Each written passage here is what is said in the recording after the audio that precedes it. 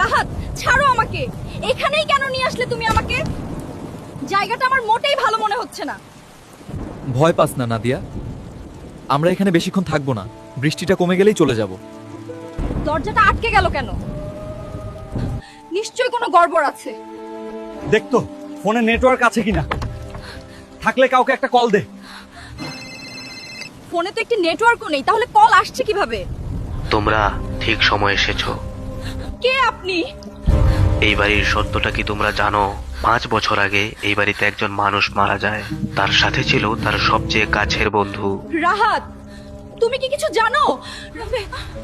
আরে এগুলো গুজব, লোকটা আমাদের ভয় দেখানোর চেষ্টা করছে। সত্য বললে ঘরের দরজা খুলবে, আর মিথ্যা বললে এই রাতটা তোমাদের জীবনে আর শেষ হবে না। রাহাত, তুমি আমাকে এখানে কেন নিয়ে আসলে?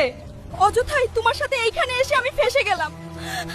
আমরা দুজনেই ফেঁসে গেছি, এখন এখান থেকে বের হব কিভাবে?